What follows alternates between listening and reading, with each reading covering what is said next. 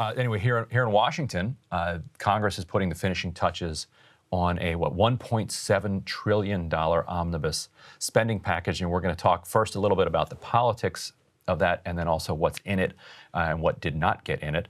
So, Emily, the Freedom Caucus, and I was over on the Senate yesterday talking to some of the Senate Republicans who were getting asked about the threats from the Freedom Caucus, and there was kind of a lot of head shaking.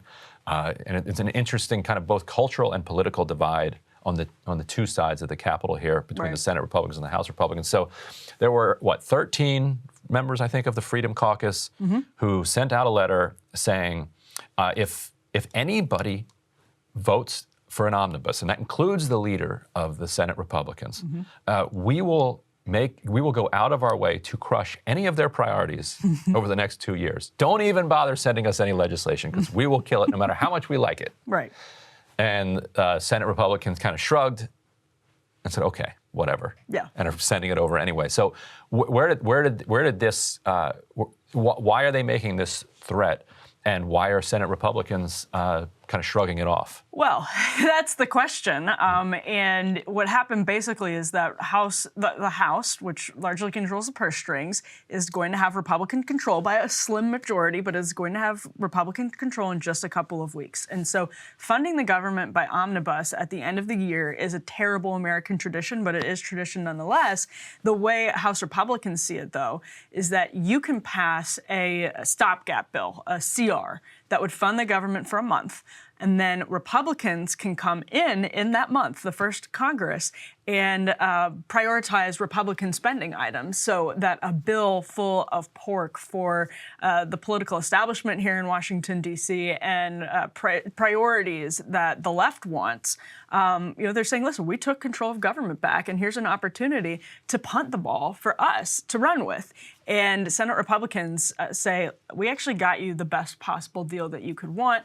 We have extra funding for all of these priorities that you have in this bill. So just sort of swallow the bitter pill, take it. It's the best you're going to get. And the Freedom Caucus, House Republicans are flexing a little bit and saying, screw you. This is not, what you were elected to do. It feels, like shades of the Tea Party. So, but again, this is... These are Tea Party folks, a lot of them, right? They're Tea Party folks, or sort of Tea Party, post-Tea Party, Trump Tea Party. Neo-Tea Party? Yeah, Neo-Tea Party. Well, it's already the Neo-Tea Party, But it's one of the things that, honestly, the Squad should learn from, I think, because if you look back at how the Freedom Caucus has been able to flex its own muscles in different battles, and this one, I think, is going to end up being a good example. It's true, and populists on the left and the right, just average voters, they see that stuff and they're like, that's the reasonable position. Mitch McConnell forcing the bitter pill of earmarks. And you can have a debate. We could have that conversation about what is more reasonable. But most people are like, are you freaking kidding me?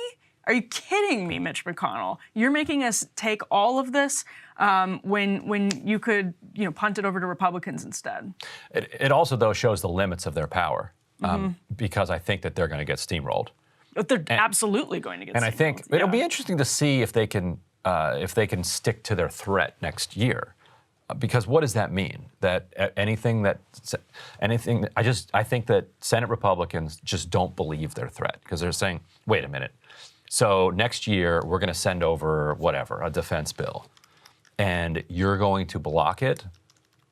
And your argument to the public is going to be you're going to block it because we did this thing 6 months ago that you don't like. That doesn't work with the public. Public wants to know right now why it is that you're doing something, but it shows that I don't blame them for making that threat because that's the only threat they had left because they're in the minority right now, and so they can threaten to vote no, but nobody needs their votes, which is a problem that the Squad often runs into. Yes. Sometimes their votes can be pivotal. 99% of the time. It's like, oh, that's nice that you're voting no. We don't need your votes. What's so revealing to me here is that it very much feels like Senate Republicans looked at two negotiating partners. One, pre-January 3rd, House Democrats. The other, post-January 3rd, House Republicans. Right. And they chose door number one. Yes. They would rather work with House Democrats and Senate Democrats than they would work with these Freedom Caucus folks. So here's what Rachel Bovard over at the Conservative Partnership Institute said. These House Rs are using the only leverage they have. She's referring to the 13 who signed the letter you mentioned, Ryan, opposing future votes and in a narrow majority that's meaningful to the point you just made. Meanwhile, a single Senate Republican can block the consents necessary to pass this thing by McConnell's deadline of the 22nd, yet just watch and see if anyone does, because McConnell is able to sort of whip them into order pretty easily.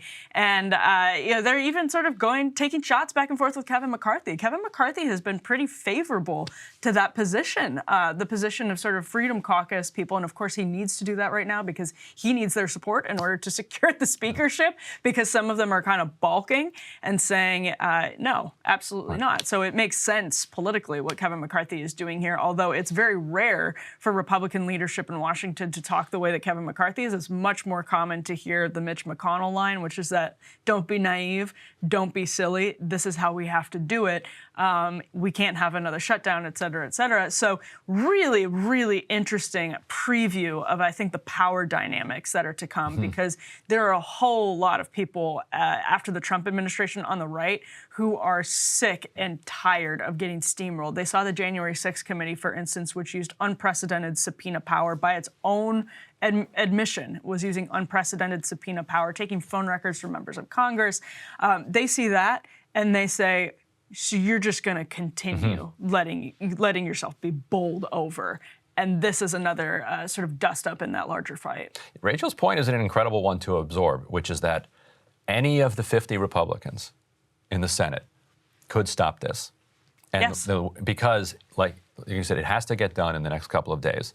And that deadline, Thune said, has actually creeped up a little bit, because he was saying, this is South Dakota Republican, he was saying that because of the Arctic blast, ripping through a huge swath of the country right now, that you're getting senators like even more antsy to get home. They always want to be home for the Christmas holiday, but now they're like, oh, can we hustle? We need to go. And if one person were to say, I object to this bill going through, that makes you drag it out to the 30-hour filibuster procedure. You could still get it done, but it punts you close to Christmas, and at that point they might say, you know what, just do a CR.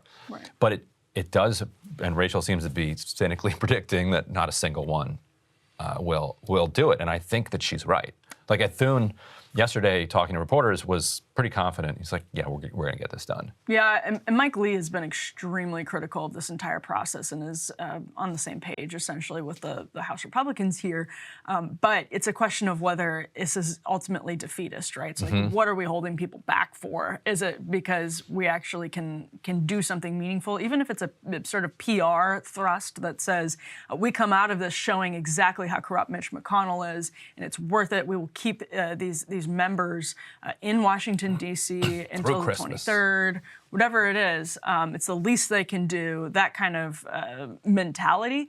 Maybe that might be part of the calculation there, but if it's ultimately just, it's going to look bad, then maybe it's not worth it for anyone anyway, because there's not going to be enough. If it is just one person or two people that are, in that position of not just voting against, but actually trying to stop, then maybe it's not worth the push.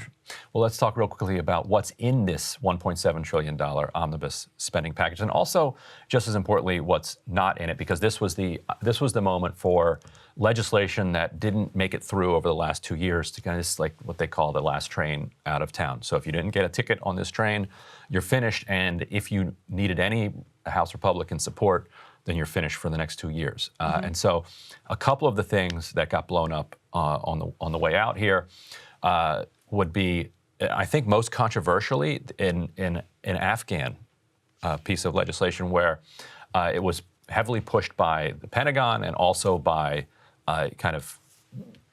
people who served in Afghanistan. It was a measure that would help facilitate the safe evacuation of Afghans who aided with the American occupation over there. And that was blocked by Chuck Grassley, basically, and some other, and a handful of other Republicans in the Senate. An odd look for Republicans. Grassley's concerns were about vetting. That's what he conveyed to the as he pushed through his opposition. But it had a lot of bipartisan support, and it also has a lot of public support. But what to you accounts for the kind of some Senate Republicans' willingness to block that? You know, these omnibus negotiations, and they were talking for a little bit about putting the open app bill in, and so the omnibus negotiations, antitrust legislation aimed at big tech, would open up app stores from the duopoly, which I don't even consider it a duopoly. I consider it individual monopolies between Google and Apple on their app stores, which is just a huge piece of legislation that was briefly in the omnibus bill and then taken out. And that's what's fascinating about omnibus. Schumer saying that McConnell was the one that took it out despite having Grassley's support. But also Pelosi and McCarthy are both against it. Yeah. So what's interesting is you find out what's truly a poison pill in these types of negotiations. Or they're sort of against it. They're not for it publicly. And you can suspect that they're privately against it. And that it's not worth, again, but that's what omnibus negotiations are, an interesting sort of glimpse into D.C., where people really stand, where the parties actually are on these issues, because you find out what is an absolute non-starter when a shutdown is on the line. And so those two things, I mean, you have to swallow some bitter pills, and that's just where it is. But it's also just like these earmarks that are appropriations that create earmarks. There's one for, did you see the Leahy one? The Patrick Leahy Lake Champlain Basis Program, $35 million a year from 2023 to 2027. Richard Shelby, who already has tons of things named after him. Just to clean up the lake, or what's... The basis program is what I'm seeing right here. That's a good question. But it's renaming. And he's the outgoing appropriations chair. So basically, Leahy had the checkbook. Right. Renaming it the Patrick Leahy Lake Champlain basis program. And then, so Richard Shelby gets the facilities at the FBI at Redstone Arsenal to be known as the, quote, Richard Shelby Center for Innovation and Advanced Training. And then we have the Presidential Museum for Jimmy Carter, a $7.25 million upgrade, $6 million to the Ulysses S. Grant Museum, and this is a good one, $1.5 million for the COVID-19 American History Project, which I'm sure will be very flattering to Dr. Fauci. Interesting one.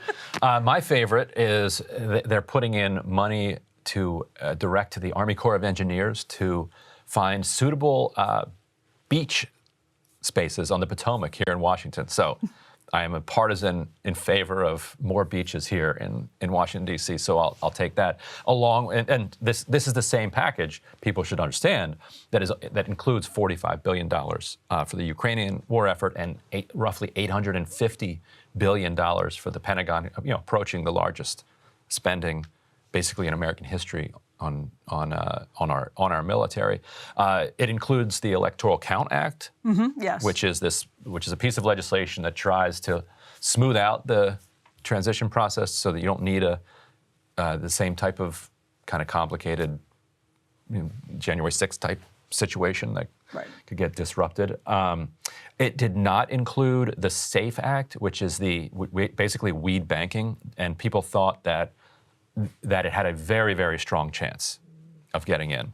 Chuck Schumer blamed Pat Toomey, mainly. I asked Thune if it was true that it was Pat Toomey, who's an outgoing Senate Republican. It would be really obnoxious if an outgoing Senate Republican, as a lame duck, kills the weed thing.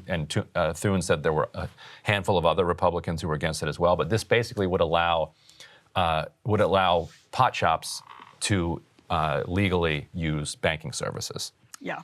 And I asked Thune, I was like, what do the opponents think, that this is just like a fluke and that eventually they're going to re-ban pot everywhere? Right. Like this ship has sailed. Like, wake up, people. Right. And the argument is, well, let's do it more rationally and let's actually create a regime of taxation and regulation that kind of marries up across federal and state policy. Okay, fine. Right. But we live in the real world. Right. Yes. So let's do what we can now. What else didn't get? Oh, the Press Act, which I talked about last week. Yeah. Tom Cotton arguing that the Pentagon Papers is a reason that we ought not to have press freedom defense and whistleblower protections, that argument won out. Yeah, well, it won out because, as we were talking about earlier, when you asked about the Afghan question, you find out what really is a non-starter, what is the absolute worst case scenario for some senators, because then they go into the office and say, this is it, this is my red line. And so what you end up getting into these bills is things that are not anybody's red line. And to prevent something from being somebody's red line, you get things like federal buildings named after Nancy Pelosi, $3.6 million for the Michelle Obama Trail. Again, this is, if you live in the real world, this is just how it works, right? This is, you can have Republicans come in and fund the government, and you will get plenty of this stuff too.